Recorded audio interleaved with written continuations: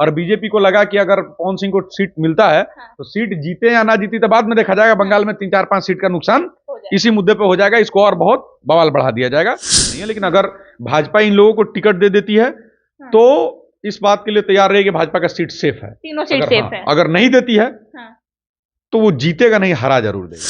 सूर्यभान सिंह राजनीति मामले में गुंजन सिंह पे बहुत भारी है और वो बहुत बहुत भारी है। मनीष ने रूट पॉलिटिक्स पे बहुत काम किया है बिहार के समस्याओं पे। नहीं कह रहा हूं मैं, जातीय समीकरण जो बिहार में चलता है उसमें मोतिहारी में राजपूत और भूमियारों का वोट बहुत ज्यादा है। अभी हमारे साथ राणा दीपू सिंह है। इस बार 3 बड़े चेहरे बिहार से चुनाव लड़ रहे हैं लोकसभा चुनाव में। क्या लगता है बिहार की राजनीति गड़बड़ाएगी या फिर सही रहेगी? सबसे पहले देखिए, with due to respect to everyone, सभी का सम्मान करते हुए, सभी का अलग अलग फील्ड है। जैसे गुंजन सिंह और पवन सिंह 2 ऐसे फील्ड से आते हैं जहाँ गायकी है, एक्टिंग है, कलाकार है। मनीष बिहार के रूट्स पे हैं। जैसे अगर आप, मैं इसको डिसरिस्पेक्ट नहीं करते हुए कहूंगा कि अगर आप पवन सिंह से पूछा गया कि विकास का मुद्दा क्या है, गबड़ा गए। कलाकार हैं, ठीक है, करेंगे, अच्छा करेंगे, गुंजन सिंह अच्छा करेंगे, अच्छी बात है। लेकिन आप मनीष से पूछिएगा तो आपको वो लिस्ट गिना देगा। उसको रूट्स पता है, उसको प्रॉब्लम पता है, उसको उस प्रॉब्लम ही नहीं पता, उस प्रॉब्लम का सोल्यूशन भी पता है। तो दोनों अलग अलग चीजें। मनीष एक बार चुनाव लड़ चुके हैं, उन्होंने निर्दलीय भी एक ठीक ठाक सम्मानजनक वोट लाया था। तो दोनों में बहुत अंतर है, पहला बात।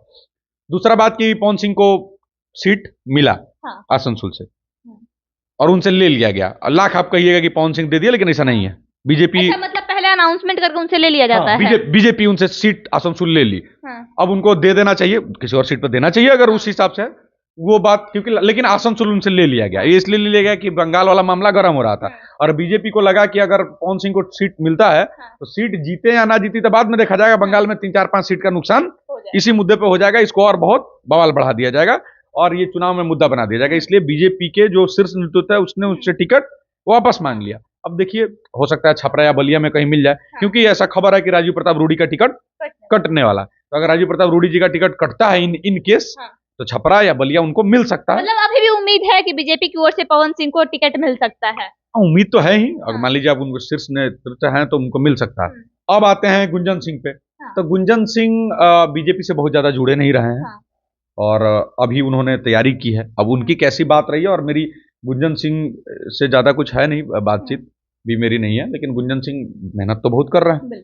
तो ठीक है, अब वो तो एक कलाकार के नाते भाजपा उनको टिकट देती है नवादा में, क्योंकि नवादा में बहुत से प्रमुख दावेदार ऑलरेडी हैं। वो नवादा में पिछले 1 सालों से एक्टिव भी दिखाई दे रहे हैं हर एक मुद्दे पे। नवादा में सीट आप गठबंधन में था तो सूरजभान सिंह के परिवार के पास। सूरजभान सिंह राजनीति मामले में गुंजन सिंह पे बहुत भारी है और वो बहुत बहुत भारी है, भारी नहीं है, बहुत भारी है। तो सूरजभान सिंह का अगर परिवार का बात आएगा, चूंकि अब देखिए अब तो टिकट उनको नहीं मिला, पशुपति पारस को एक भी सीट नहीं मिला, लेकिन अगर भाजपा अपना सीट सूर्यभान सिंह को देता है ताकि इससे पशुपति पारस भी खुश हो जाएंगे कि चलो कैंडिडेट तो उन्हीं का रहा ना, तो मुझे लगता है कि वहां पे बाहरी पलड़ा सूर्यभान सिंह का किसी भी सीट पे पड़ सकता है, क्या कि वो लोग उस लेवल के लोग हैं। सूर्यभान सिंह का एक बड़ा वजूद है, अनंत सिंह, सूर्यभान सिंह, ललन सिंह, अगर भूमियार जातियों में आए तो इन लोगों का एक बड़ा वजूद है राजनीति के मामलों में, अगर आप इस गठबंधन एनडीए गठबंधन की बात करें तो। अब आते हैं मनीष का मुद्दे पे।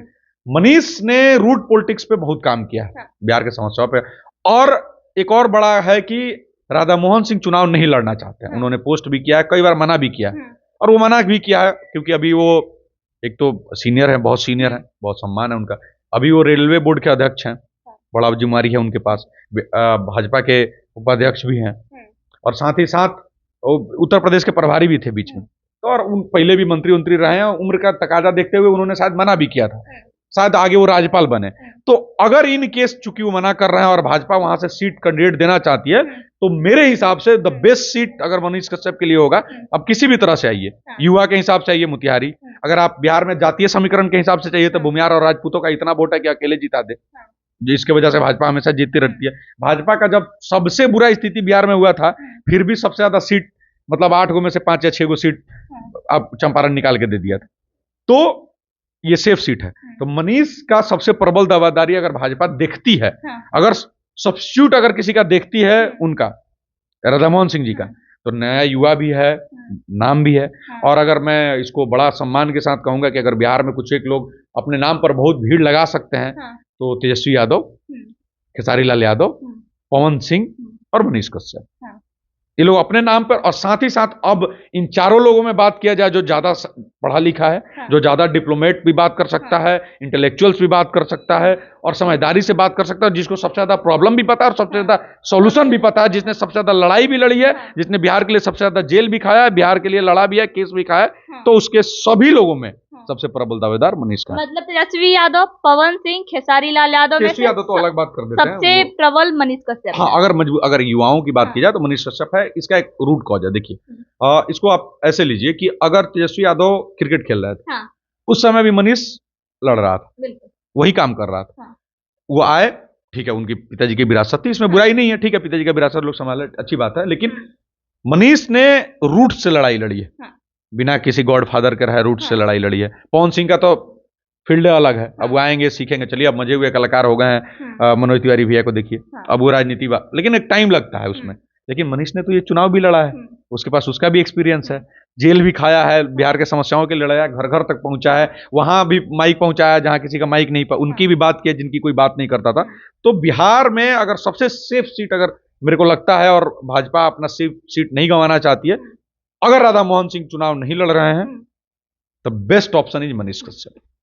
चलिए, ये तो रहा है टिकट देने लेने की बात। अगर टिकट बीजेपी इन तीनों युवाओं को नहीं देती है, तो क्या लगता है बीजेपी का वोट बैंक गड़बड़ होगा उस क्षेत्र से, जिस क्षेत्र से तीनों युवा निर्दलीय लड़ जाएंगे? देखिए, अगर मान लीजिए मनीष, आपके हिसाब से अगर मान लीजिए कि अगर उनको टिकट नहीं मिलता है तो बेतिया से लड़ जाएंगे, बेतिया से लड़ जाएंगे, तो आप अगर युवाओं का वोट ले लीजिए या समाज का ले, अगर जाति भी फैक्टर अगर मानते हैं आप, तो एक बड़ा वोट कट जाएगा, तो बेतिया से सीट लूज करने का संभावना रह सकता है। जैसे बलिया में सुरेंद्र सिंह नहीं जीते लेकिन हरा दिए, जैसे आप जौनपुर में चले जाइए, धनंजय सिंह पिछली बार उनको टिकट नहीं मिला, खैर इस बार भी नहीं मिला, लेकिन वो लड़े और दूसरा कोई जीत गया।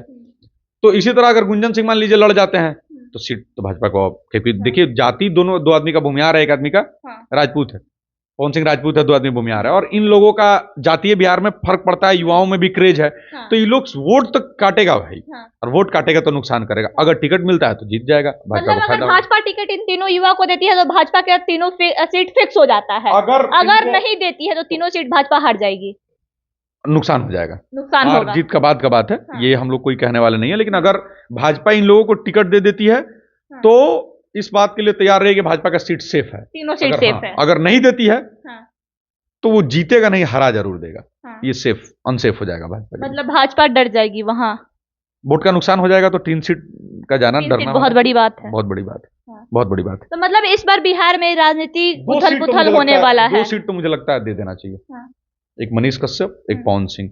लेकिन चर्चा में तो ना मनीष कश्यप है और ना ही गुंजन सिंह है, और पवन बीजेपी की चर्चा में है। अगर चर्चा में नहीं है तो पवन सिंह को आसनसोल दिया कैसे गया? अगर चर्चा में नहीं है मनीष कश्यप, तो सब लोग इनसे मिलता क्यों है, सब लोग इनके घर आता क्यों है? बिल्कुल चर्चा में। टिकट एक अलग बात हो गई, घर आना अलग बात हो गया। फिर यही है, चर्चा में ही है, उसको पता है कि अगर आपको क्या लगता है कि ऑलरेडी टिकट दे देती तो क्या हो जाएगा, लेकिन वो नहीं लेगा। अब कई तरह के वीडियो आ रहे हैं, आप ही के साथ एक वीडियो है शायद, लेकिन उसने ये कहा कि मुझे नहीं चाहिए। तो भाजपा को पता है कि अगर मोतिहारी से राधा मोहन सिंह नहीं लड़ते हैं, मनीष कश्यप लड़ेंगे, दिन में 10 बजे चुनाव जीत जाएगा, दिन में 10 बजे, काउंटिंग का भी जरूरत नहीं, दिन में 10 बजे चुनाव जीत जाएगा। युवा उसके साथ, जात का बात करिए तो जात उसके साथ, मतलब हर एक तरफ से समृद्ध माने जाएंगे। नहीं कह रहा हूं मैं, जातीय समीकरण जो बिहार में चलता है उसमें मोतिहारी में राजपूत और भूमिहारों का वोट बहुत ज्यादा है, बस ऑलरेडी रहता है बीजेपी के साथ, और भी जो जातियां हैं, जो युवा हैं, जो नए हैं, जो मजदूर हैं, तो एक अलग ही क्रेज है युवा और मजदूर में सबसे ज्यादा, युवा और जो भी मजदूर है जो इसके लिए उसने लड़ाई लड़ी है, तो ये इसलिए तो मैं बोल रहा हूँ कि लड़ाई का बातें खत्म हो जाएगा, दिन में 10 बजे चुनाव खत्म, दिन में 10 बजे चुनाव खत्म। अगर बीजेपी इन तीनों युवाओं को टिकट को चुनाव अगर मोतिहारी से देती है, तो मैं इसके लिए बोला हूँ, वो उसके लिए सेफ, मनीष को मिलता है तो क्लियर। मतलब आपने ये बोला कि अगर मनीष को टिकट मिलता है तो 10 बजे तक चुनाव खत्म हो जाएगा, काउंटिंग की जरूरत नहीं होगी। अगर इन तीनों युवाओं को बीजेपी टिकट नहीं देता है तो कहीं ना कहीं बीजेपी का बड़ा नुकसान हो सकता है। सत्य।